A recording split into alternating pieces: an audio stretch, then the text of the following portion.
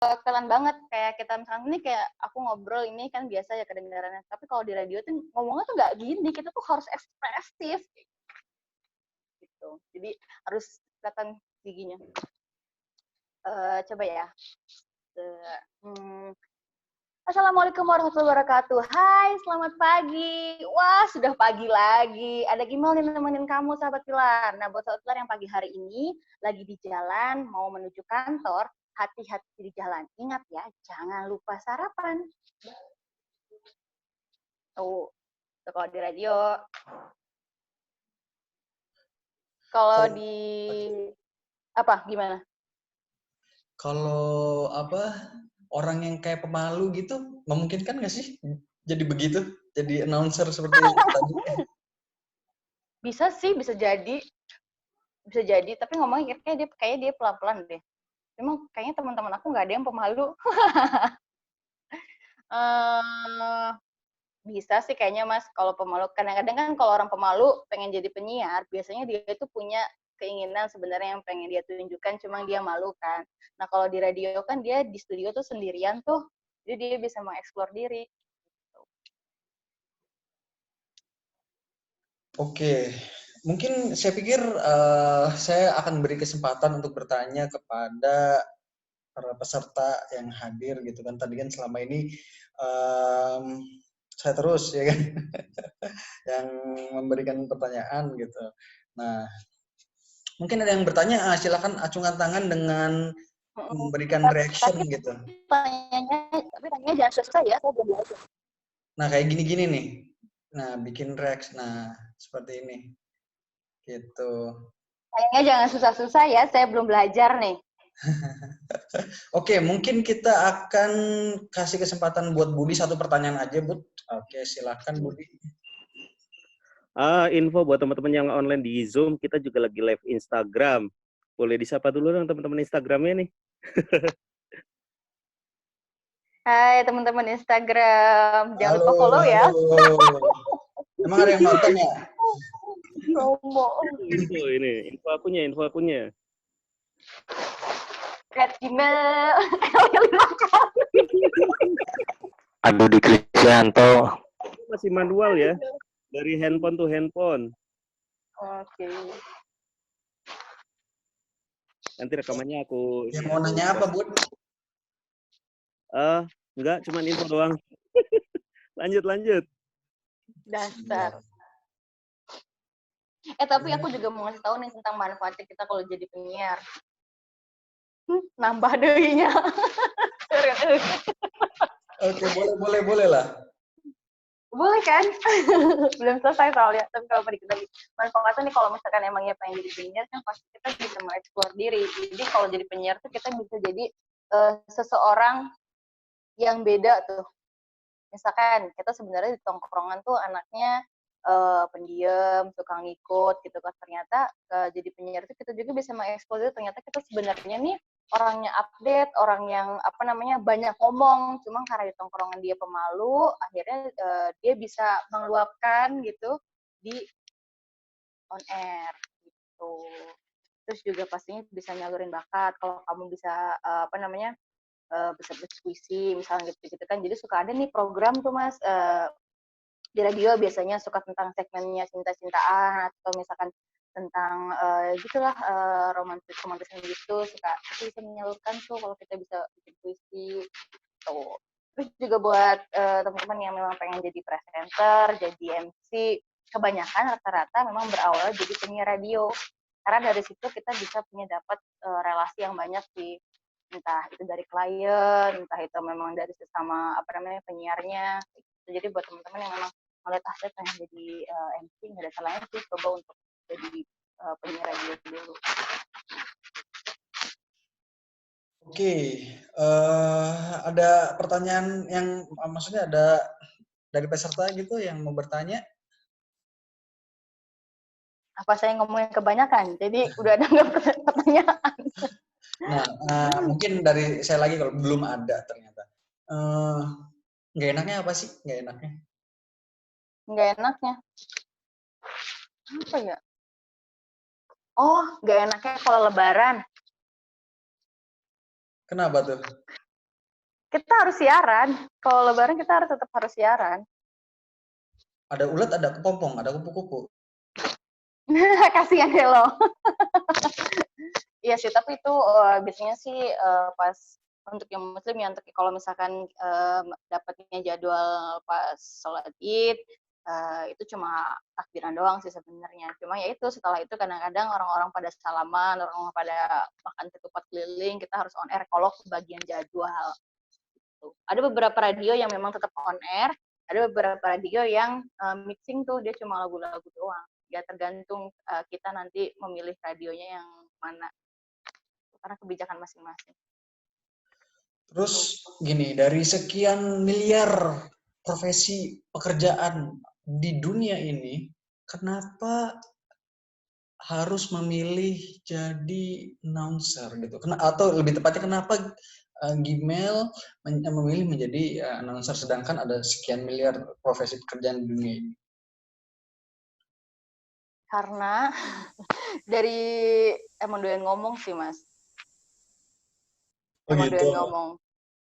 Iya, kalau ya itu tadi kan kalau misalkan di rumah kita kan nggak mungkin ngomong nggak jelas ya. Maksudnya kita kan biasanya suka ngobrol seadanya doang gitu. Kalau ada topik kita ngobrol. Tapi kalau misalkan di radio kita malah akan mencari topik untuk dibicarakan gitu. Jadi kita bisa mengasah juga kosakata jadi semakin banyak. Terus juga kita bisa jadi lebih bisa memilah dan juga memilih gimana cara untuk berbicara sama orang lain kayak gitu. Dan lebih penting sih doyan ngomong sih. Dan ngomong. Biasanya yang suka cerewet nih cewek-cewek, tapi cowok-cowok juga banyak biasanya yang suka debat gitu kan, suka diskusi. Itu pas banget tuh jadi seorang penyiar. Kalau boleh tahu, kira-kira pada saat jadi announcer itu khususnya radio ya, itu ada apa aja sih di sana? Ada peralatan apa aja sih? Ribet nggak sih gitu ngurusin peralatan itu? Soalnya kan kalau saya lihat di beberapa YouTube gitu, misalnya ada orang siaran terus direkam terus akhirnya di share ke YouTube kan, itu banyak banget tuh, ada mic lah apa yang ya entahlah gitu, controller itu. Nah itu gimana tuh? Tergantung radionya, Mas. Radio juga banyak. Ada yang udah modern, ada yang elektrik. Tergantung radio. Cuma yang dasarnya itu adalah sebenarnya cuma mixer, komputer, sama mic doang. Mic untuk bicara, mixer itu buat naikin suara sama naikin suara lagu dan juga line telepon, sama komputer. Komputer itu biasanya kita pakai untuk ngeset iklan, insert itu kayak apa ya? Kayak semacam iklan tapi yang gitu ya. Juga sama buat ngeset lagu. Itu sih 3 dasarnya itu. Sebenarnya. Kalau misalkan yang ribet-ribet gitu biasanya emang dia udah sebenarnya kalau yang banyak alatnya itu malahan lebih simpel, Mas. Jadi biasanya tuh kita cuma tinggal tekan atau geser satu poin doang untuk mengaktifkan semuanya. Biasanya seperti itu. Radio mahal. Kalau boleh tahu, kira-kira kalau prospek profesi dari announcer ini biasanya lebih ke apa aja sih sebenarnya pada saat sebelumnya udah jadi announcer? Nah itu prospeknya sih kemana aja sih? Banyak, kita bisa jadi PR hotel, kita bisa jadi jurnalis juga bisa. Berhubungan ke media sih sebenarnya lebih ke ngomong gitu. Tapi ada juga kok guru yang jadi penyiar. Guru jadi penyiar atau mungkin jadi penyiar dulu jadi guru banyak. Kebanyakan sih orang-orang yang itu yang memang jadi PR hotel, PR perusahaan. Kebanyakan gitu. Karena dia udah basic untuk ngomong sama orang kan. Jadi tinggal diasah lagi aja itu ya tadi. Tinggal permainan kosakata aja. Oke. Nah, kira-kira ada ini saya lempar dulu deh ke peserta. Kira-kira ada yang mau bertanya kah atau gimana? Atau kalau misalnya belum ada, saya lanjut. Ayo, ada hadiahnya. Ada hadiahnya nih. Hadiahnya tiket umroh ya, Mas? Tiket umrohnya tapi ke Gragemol ya? Ginanda mana, Ginanda? Wah, Ginanda nggak tahu nih. Itu tadi. Ginanda kehabisan baterai katanya. Oh, pakai alkalin aja gitu. Ini kita lempar juga ya pertanyaannya ke teman-teman Instagram. Silakan yang mau gabung.